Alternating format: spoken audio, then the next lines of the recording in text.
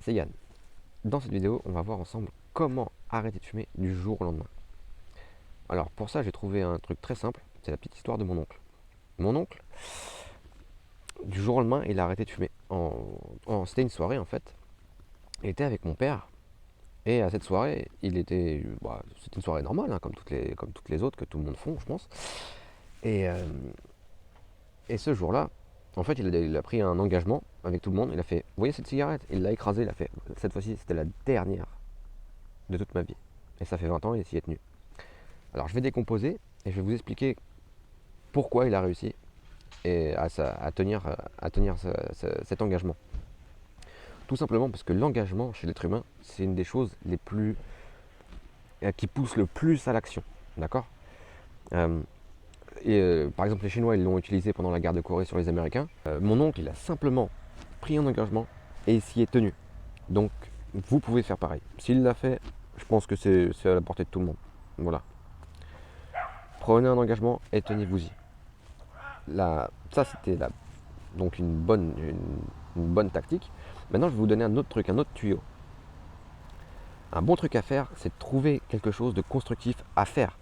Parce qu'en fait, ce qui va se passer quand vous allez arrêter du jour au lendemain sans rien du tout, si on peut dire, dans vos têtes, il y a des récepteurs à dopamine, d'accord? Et la cigarette vous donne de la dopamine. C'est pour ça que quand on est fumeur, au début, on fume pas beaucoup, ça nous suffit. Et plus ça va, plus on a besoin de fumer. Et on en arrive quasiment à un paquet par jour, et parfois pour certaines personnes 2 paquets par jour. D'ailleurs, plus on en consomme dans la journée, pire c'est pour le sevrage. Mais bon, on n'est pas là pour parler de ça. Ce qu'il y a, c'est que trouver quelque chose de constructif, à faire, c'est essentiel. Pourquoi? Parce que faire quelque chose de vos mains qui vous occupe et qui vous fait plaisir à faire, ça vous donnera de la dopamine.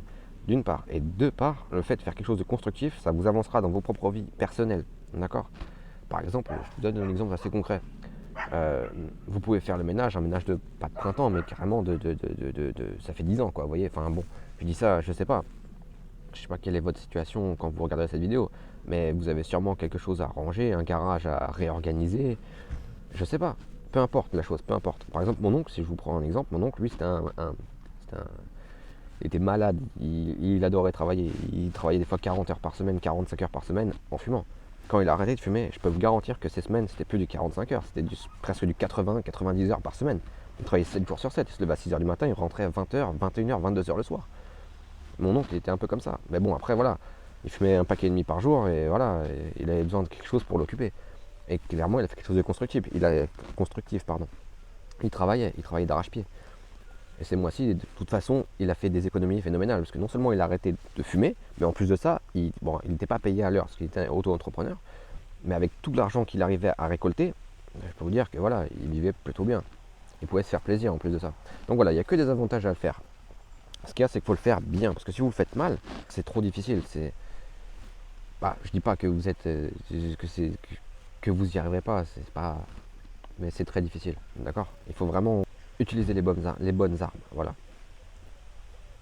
Donc trouver quelque chose de constructif à faire qui substitue le tabac.